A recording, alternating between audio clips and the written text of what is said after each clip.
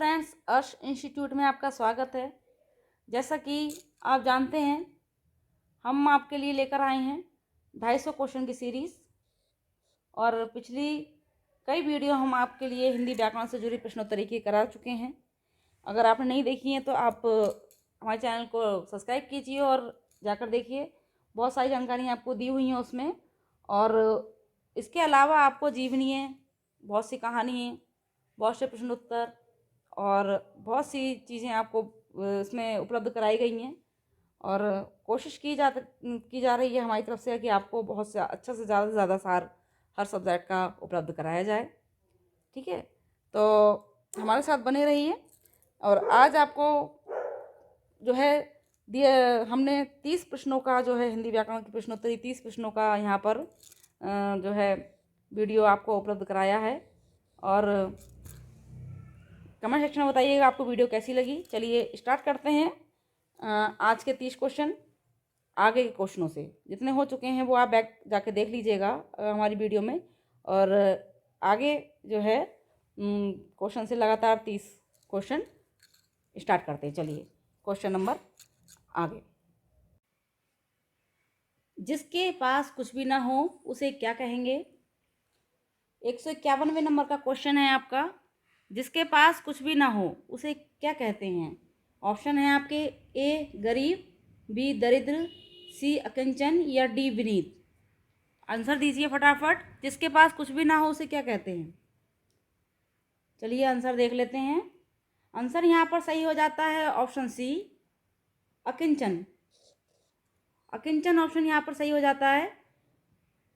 जिसके पास कुछ भी ना हो उसे अकिंचन कहते हैं। चलिए चलते हैं अपने अगले क्वेश्चन की तरफ। Question number 152। जिसका ज्ञान इंद्रियों द्वारा ना हो उसे क्या कहते हैं?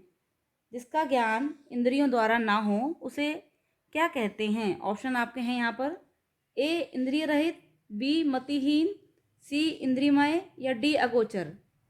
आंसर दीजिए।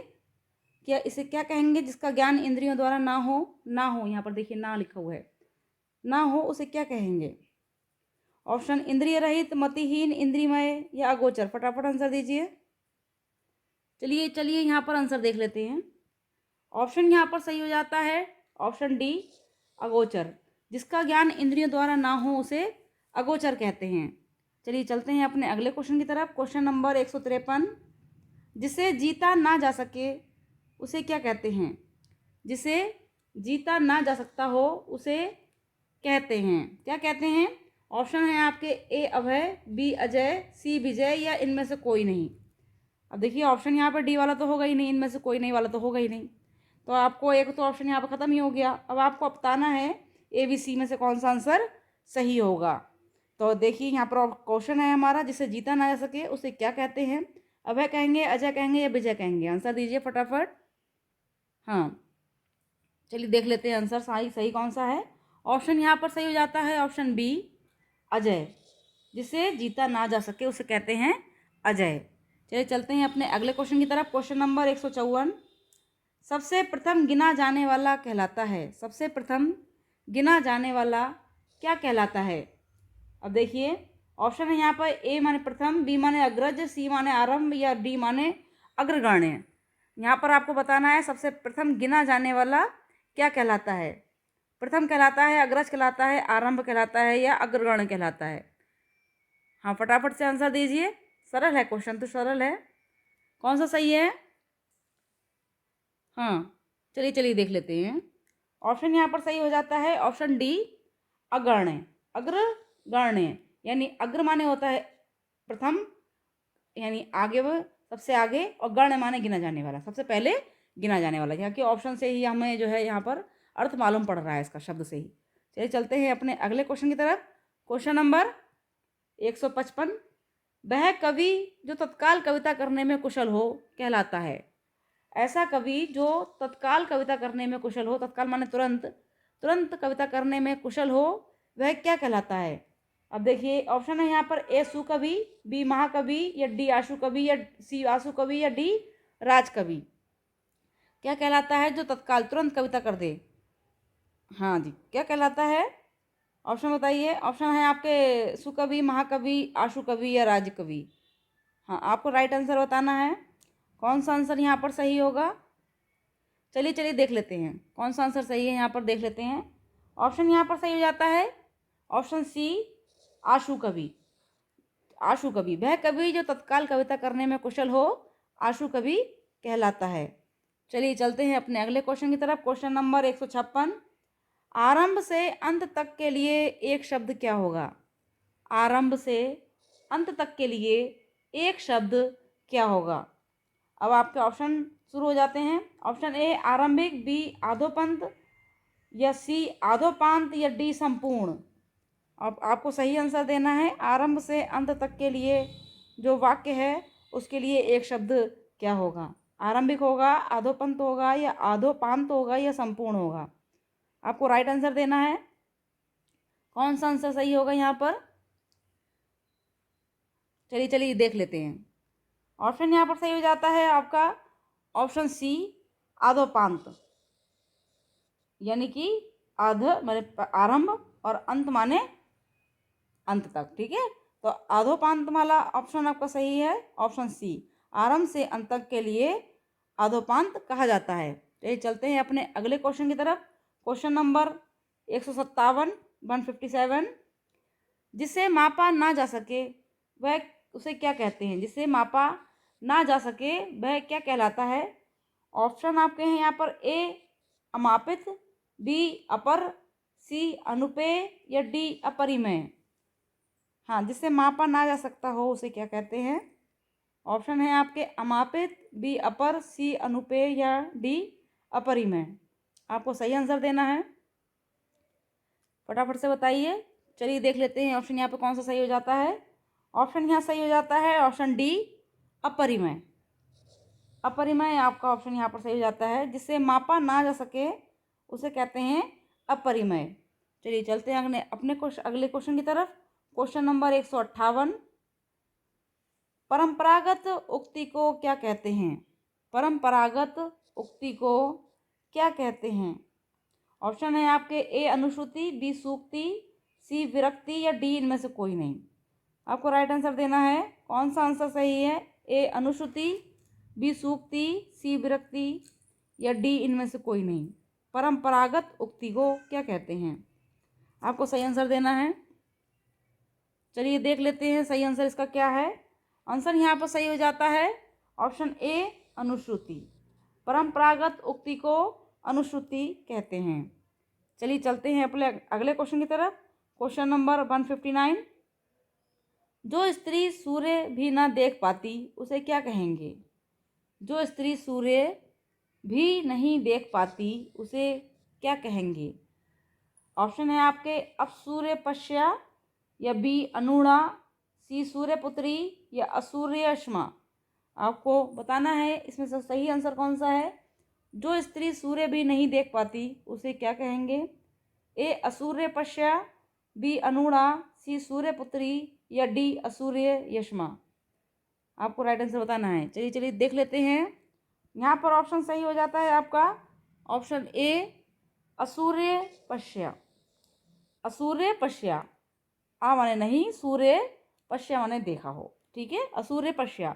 जिस स्त्री ने सूर्य भी नहीं देखा हो उसे कहते हैं असूर्य पश्या। चलिए चलते हैं अपने अगले क्वेश्चन की तरफ। Question number 160। जिसका कोई शत्रु पैदा ही ना हुआ हो के लिए एक शब्द है। जिसका कोई शत्रु पैदा ना हुआ हो उसके लिए एक शब्द है। ऑप्शन है आपके स्कंदगुप्त, बी है अजातशत्रु, सी है अजानबाहु, या डी अजय। जिसका कोई शत्रु ना हो उसके लिए क्या शब्द होगा? आपको बताना है राइट आंसर। चलिए चलिए ऑप्शन देख लेते हैं यहाँ पर कौन सा सही हो जाता है। ऑप्शन यहाँ पर सही हो जाता है हमारा ऑप्शन बी अजातशत्रु। अजातशत्रु यहाँ पर ऑप्शन सही हो जाता है। आजाद माने नहीं है, फ्री है शत्रुओं से। जिसका कोई शत्रु पैदा ना हुआ उसे कहते हैं अजातशत्रु। ठीक है, यहाँ आपके 160 क्वेश्चन पूरे हुए। चलो चलते हैं, यहाँ आपके 160 क्वेश्चन पूरे हुए। मिलेंगे अब देखेंगे 161 नंबर का क्वेश्चन। चलते हैं अपने अगले क्वेश्चन की तरफ। क्वेश्चन नंबर 161, धन को व्यर्थ ही खर्च करने वाला होता है। कौन होता है? ऑप्शन आपके यहाँ पर शुरू होते हैं, ए व्ययी, बी धनिक, सी मितव्ययी या डी अपव्ययी। आपको यहाँ पर बताना है धन को व्यर्थ ही खर्च करने वाला क्या कहलाता है। तो यहाँ पर ऑप्शन आपके दिए हुए हैं, फटाफट से आंसर दीजिए, क्या कहलाता है। देखिए धनिक का जो होता है, धनिक माने तो जाता है बहुत धन वाला, तो ये तो आंसर नहीं है, ठीक है। मितव्ययी, मितव्ययी भी नहीं है, मितव्ययी यानी मित्रता वाला हो गया ऑप्शन, ठीक है, मित्रता वो व्यय करने वाला, और व्ययी माने बहुत खर्च करने, मतलब खर्च करने वाला, और यहाँ पर अपव्ययी यानी अत्यधिक खर्च करने वाला। यहाँ पर डी सही होगा, हाँ डी सही होगा। चलिए चलिए आंसर देख लेते हैं कौन सा आंसर सही होगा। देखिए यहाँ पर डी ऑप्शन सही है, डी अपव्ययी। धन को व्यर्थ में खर्च करने वाला क्या कहलाता है? अपव्ययी। चलिए चलते हैं अपने अगले क्वेश्चन की तरफ। क्वेश्चन नंबर 162, जिसके हस्ताक्षर नीचे अंकित हों उसे क्या कहते हैं? जिसके हस्ताक्षर नीचे अंकित हों को कहते हैं। ए आपका ऑप्शन है, ए अधोहस्ताक्षर, बी हस्ताक्षरित, सी अधोहस्ताक्षरकर्ता या डी अनुमोदन। आपको यहाँ पर राइट आंसर देना है। जिसके हस्ताक्षर नीचे अंकित हों उसके लिए एक शब्द क्या होगा? अधोहस्ताक्षर होगा, हस्ताक्षरित होगा, या अधोहस्ताक्षरकर्ता होगा, या अनुमोदन होगा। ऑप्शन आप देख रहे हैं, फटाफट से आंसर दीजिए। चलिए देख लेते हैं इसका राइट आंसर क्या होगा। राइट आंसर इसका है ऑप्शन सी, अधोहस्ताक्षरकर्ता। देखिए हस्ताक्षर होता तो सिर्फ हस्ताक्षर, नीचे हस्ताक्षर हो उसे क्या कहते हैं?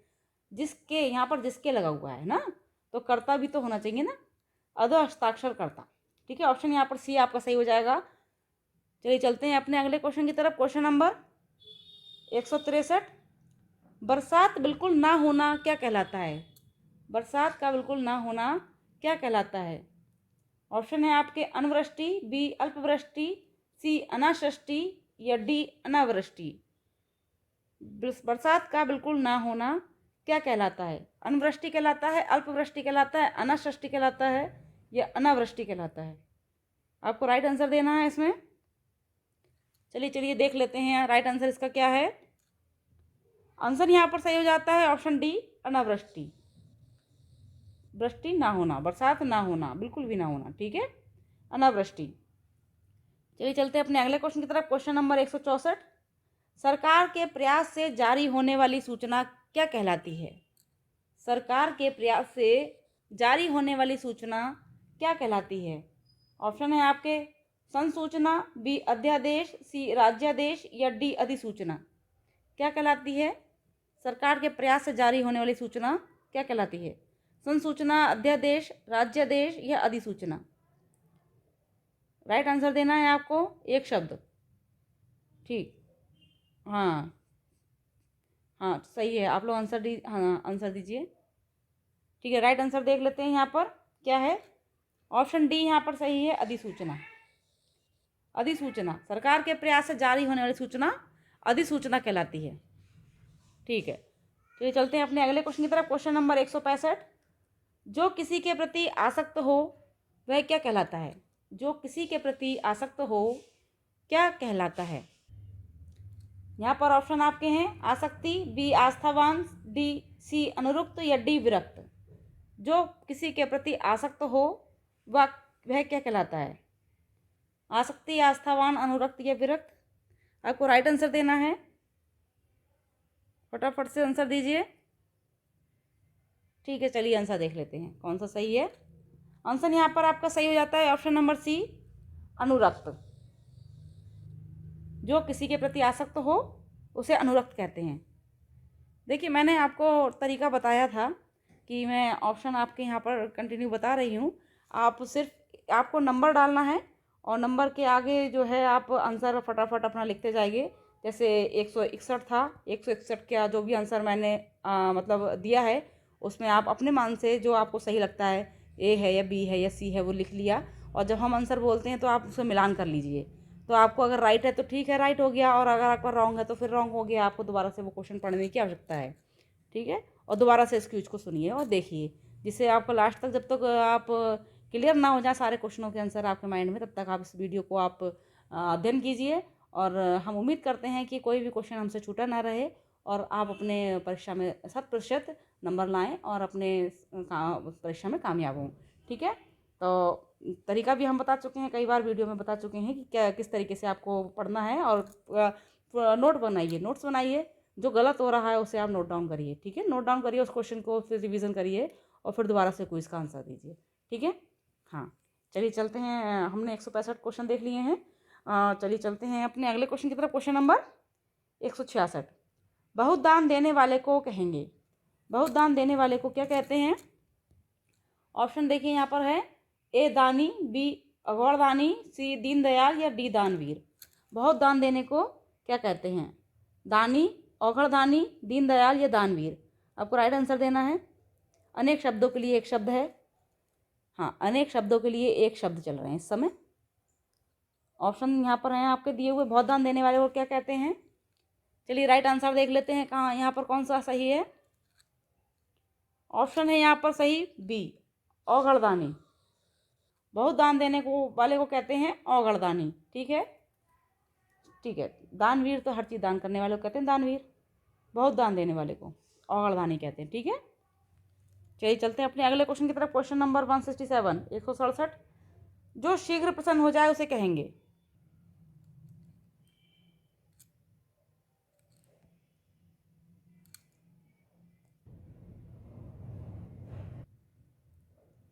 तद्भव शब्द कागा का तत्सम रूप काक होगा। ठीक है जी, तद्भव शब्द कागा का तत्सम रूप काक होगा। चलिए चलते हैं अपने अगले क्वेश्चन की तरफ। क्वेश्चन नंबर 170, निम्नलिखित में से कौन सा शब्द तत्सम है? निम्नलिखित में से कौन सा शब्द तत्सम है? ए त्वरित, बी हाथी, सी आलस या डी खप्पर। आपको यहाँ पर तत्सम शब्द बताना है। त्वरित होगा, हाथी होगा, आलस होगा या डी खप्पर होगा। फटाफट से राइट आंसर दीजिए, कौन सा आंसर सही होगा। तत्सम शब्द बताना है आपको। ठीक है, चलिए आंसर देख लेते हैं। ऑप्शन यहाँ पर सही आता है, ऑप्शन ए त्वरित।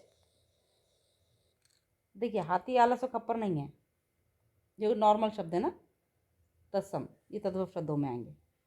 त्वरित शब्द यहाँ पर तत्सम है। ठीक है, चलिए 170 क्वेश्चन हमारे कंप्लीट हो चुके हैं। तो चलिए देखते हैं अब 171वां क्वेश्चन। क्वेश्चन नंबर 171, ये तद्भव शब्द का तत्सम रूप क्या होगा? ये तद्भव शब्द का तत्सम रूप क्या होगा? ऑप्शन आपके यहाँ पर है, ए हृदय, बी प्राण, बी प्रिया, सी हिम, डी हस्ती। ये तद्भव शब्द का तत्सम रूप क्या होगा? ये माने क्या होता है? हिम, देखिए आप ऑप्शन, सबसे पहले ऑप्शन पर ध्यान दीजिए। ऑप्शन कौन कौन से हैं यहाँ पर। हिम, हिम माने ये नहीं होता, ये गलत है। हिम माने तो पहाड़ हो जाएगा या फिर बर्फ हो जाएगी। प्रिया, प्रिया भी नहीं होगा। प्रियतमा, प्रिय, प्रेयसी, ये आ जाएगा। ठीक है, हृदय का ये माने होगा हृदय, जहाँ तक है। हस्ती भी नहीं होगा। आपका ऑप्शन यहाँ पर सही होगा हृदय। जो जो ए नंबर लगाए हैं उनका ऑप्शन सही हो सकता है। आपको राइट आंसर अभी हम बताते हैं, राइट आंसर ये ही होगा। ठीक है, चलिए देख लेते हैं कौन सा आंसर सही है।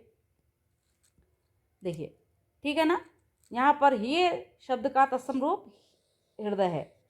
ठीक है, ऑप्शन ए यहाँ पर हमारा सही है कि ये तद्भव शब्द का तत्सम रूप हृदय होगा। चलिए चलते हैं अपने अगले क्वेश्चन की तरफ। क्वेश्चन नंबर 172, निम्नलिखित में से कौन सा शब्द देशज है? निम्नलिखित में से कौन सा शब्द देशज है? ए अग्नि, बी क्रोध, सी पाठशाला या डी कबड्डी। आपको यहाँ पर देशज शब्द बताना है। निम्नलिखित में से कौन सा शब्द देशज है? अग्नि, क्रोध, पाठशाला, कबड्डी। चलिए आंसर देख लेते हैं, आंसर कौन सा सही है। ऑप्शन यहाँ पर सही हो जाता है, ऑप्शन डी कबड्डी। कबड्डी शब्द जो है आपका देशज है। चलिए चलते हैं अगले क्वेश्चन की तरफ। क्वेश्चन नंबर 173, 173, छत्र का तद्भव शब्द है। छत्र का छत्र का तद्भव शब्द है। ए छाया, बी छाता, सी छतरी या डी मुकुट। छत्र का तद्भव शब्द क्या है? छतरी, मुकुट, छाता या छाया। राइट आंसर देना है आपको तद्भव शब्द। तद्भव भी ध्यान रखिएगा, तद्भव। हाँ, ऐसा नहीं छत्र का मतलब जो है वो भी आप लगा दें, छतरी, छाता, मुकुट, छाया। आपको तद्भव शब्द बताना है छत्र का। चलिए आंसर देख लेते हैं। आंसर यहाँ पर आपका सही हो जाता है ऑप्शन नंबर बी, छाता। छत्र माने छाता। ठीक है, चलिए चलते हैं अपने अगले क्वेश्चन की तरफ। Question number 174, 174। बाघ शब्द किस शब्द का तद्भव रूप है? बाघ किस शब्द का तद्भव रूप है? यहाँ पर आपको बताना है बाघ शब्द जो है किस शब्द का तद्भव रूप है, यानी कि बाघ तो तद्भव है ही, और किस शब्द का है ये बताना है। ऑप्शन आपके आ जाते हैं यहाँ पर, ए व्याघ्र, बी व्याल, सी बघेरा या डी सिंह। ठीक है, बाघ किसको कहते हैं? सिंह का शेर होता है, सिंह नहीं होगा। ठीक है, बघेरा, व्याल या व्याघ्र। देखिए सबसे मेन चीज़ होती है ना, जो आंसर आपको पता हो।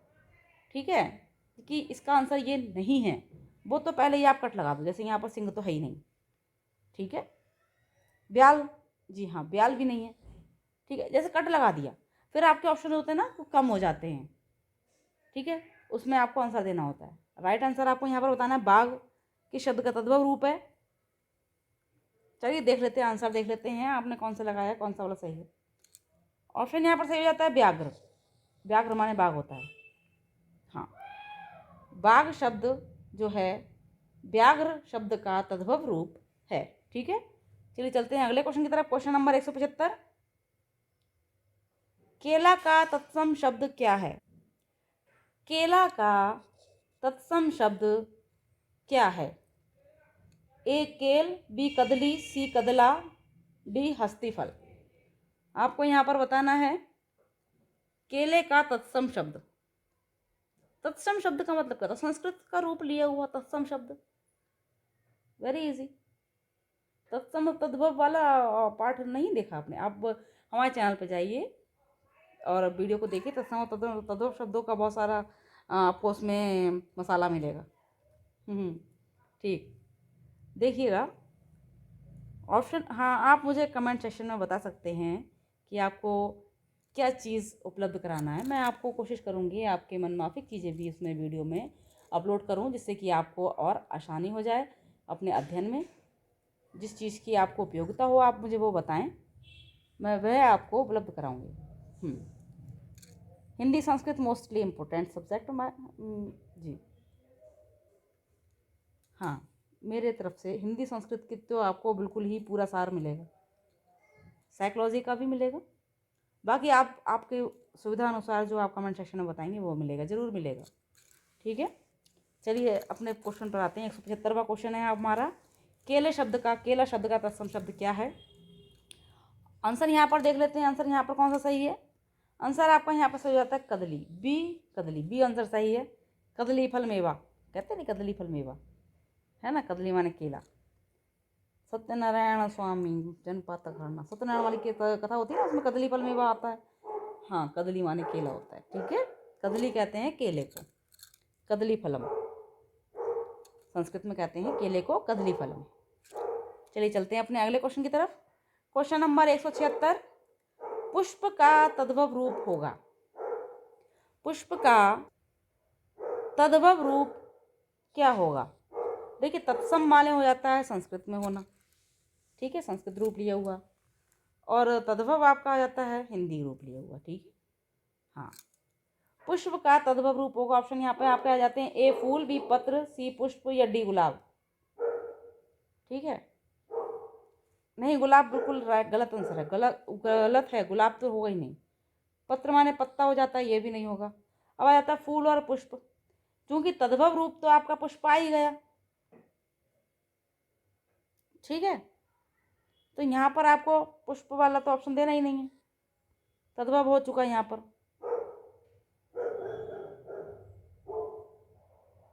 पुष्प। देखिए तद्भव नहीं हुआ, सॉरी तद्भव नहीं है ये तो आपका तत्सम शब्द है पुष्प। पुष्प आपका है, देखिए कंफ्यूजन मत दीजिए मुझे, पुष्प आपका है तत्सम शब्द। ठीक है, आपको बताना है यहाँ पे तद्भव रूप। ठीक है, तो तद्भव रूप आपका यहाँ पर हो जाएगा ऑप्शन ए सही होगा। चलिए आंसर देख लेते हैं। ऑप्शन यहाँ पर देखिए आपका है ए सही, पुष्प माने फूल। पुष्प का तद्भव रूप क्या होगा? फूल। चलिए चलते हैं अपने अगले क्वेश्चन की तरफ। Question number 177, 177। गधा का तत्सम शब्द होगा। गधा का तत्सम शब्द होगा। ए गदर्भ, बी गर्द, सी गधा या डी गदा। हाँ, तत्सम शब्द पूछा है। अब गधा हिंदी में हो गया, तद्भव हो गया गधा शब्द, अब इसका तत्सम शब्द पूछा है। हाँ, ऑप्शन आप बताइए कौन सा सही होगा। देखिए गधा शब्द आपका हो गया तद्भव। ठीक, अब आपको यहाँ पे बताना है तत्सम शब्द, है ना। तो तत्सम का मतलब होता है संस्कृत में हो जाना। ठीक, तो आपको यहाँ पर बताना है गधे का तत्सम शब्द। कौन सा आंसर सही होगा? चलिए आंसर देख लेते हैं यहाँ पर कौन सा सही है। ऑप्शन है यहाँ पर ए सही, गदर्भ। जिनने ए आंसर दिया है वो सभी सही हैं। गधा का तत्सम शब्द गदर्भ होगा। चलिए चलते हैं अपने अगले क्वेश्चन की तरफ। Question number 178। घोटक का तद्भव शब्द क्या है? घोटक का तद्भव शब्द क्या है? ए घोड़ा, बी घड़ी, सी घोट या डी घाट। घोटक का तद्भव शब्द क्या है? देखिए घोटक कहते हैं जो आपका, वैसे मैं आंसर बता दूंगी तो आप लोगों को मालूम पड़ जाएगा। आप बताइए, घोड़ा, घड़ी, घोट या घाट। ठीक है, तत्सम शब्द है घोटक। ये घोड़े, घोड़ा, घड़ी, घोट या घाट। फटाफट से राइट आंसर दीजिए। चलिए देख लेते हैं राइट आंसर यहाँ पर कौन सा सही है। ऑप्शन यहाँ पर आपका सही हो जाता है ए, ऑप्शन ए घोड़ा। घोटक शब्द का तद्भव शब्द होगा घोड़ा। चलिए चलते हैं अपने अगले क्वेश्चन की तरफ। Question number 179। यज्ञ तत्सम शब्द का तद्भव रूप क्या होगा? यज्ञ जो है ये तत्सम शब्द है, तद्भव रूप क्या होगा? ठीक है, यहाँ पर देखो दे दिया है, यज्ञ तत्सम शब्द का तद्भव रूप क्या होगा। अब यहाँ आपको बताना है तद्भव रूप। ऑप्शन है आपके यज्ञ, बी यज्ञ, सी अज्ञ या डी होम्य। जी, यज्ञ अज्ञ, यज्ञ तो कोई अब वो नहीं हुआ। यज्ञ, अच्छा ये भी नहीं, ये भी गलत है। ठीक है, आपको राइट आंसर देना है। कौन सा रूप सही होगा तद्भव रूप? ये भी गलत है, ए और बी गलत है। 50-50 वाला ऑप्शन कर दिया। देखिए चलिए आंसर देख लेते हैं कौन सा सही है।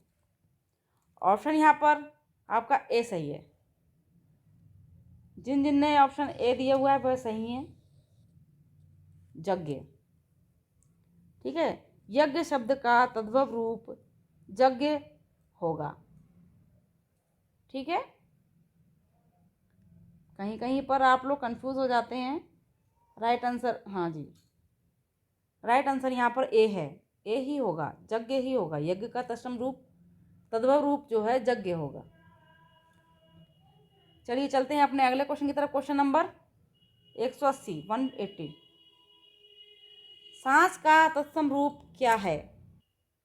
सांस का तत्सम रूप क्या है? ए श्वास, बी निश्वास, सी श्वास या डी हुशास। सांस का तत्सम रूप क्या है? ये तद्भव रूप है, आपको तत्सम रूप बताना है। निश्वास होगा, श्वास होगा, हुसास होगा या श्वास होगा। राइट आंसर दीजिए। चलिए ऑप्शन यहाँ पर देख लेते हैं, यहाँ पर कौन सा आंसर सही है। ऑप्शन यहाँ पर सही हो जाता है ऑप्शन सी, श्वास। श्वास ऑप्शन सही हो जाता है यहाँ पर। सांस का तत्सम रूप श्वास होगा। ठीक है, आपके 180 क्वेश्चन आज पूरे हुए। वीडियो कैसी लग रही है आप कमेंट सेक्शन में ज़रूर बताया कीजिए, जिससे हमें आगे आपको जो है जानकारी देते हुए अच्छा लगे, हमें मालूम पड़े कि आपकी समझ में आ रहा है नहीं आ रहा है। और चैनल पे पहली बार आए हैं तो सब्सक्राइब भी कीजिए। तो यहाँ पर पूरे होते हैं आपके 30 प्रश्न। वीडियो आपको कैसी लगी कमेंट सेक्शन में ज़रूर बताइए। हमारे साथ बने रहने के लिए, लास्ट तक बने रहने के लिए आपका बहुत बहुत धन्यवाद। यदि आप हमारे चैनल पर पहली बार आए हैं तो प्लीज़ चैनल को सब्सक्राइब करना ना भूलें और हमारे साथ बने रहें। और उम्मीद करते हैं कि आपकी परीक्षा के लिए हमारे द्वारा दी गई वीडियो आपके लिए बहुत सहायक सिद्ध होंगी। और हमने कोशिश की है कि इम्पोर्टेंट क्वेश्चन आपको समस्त उपलब्ध कराए जाएँ।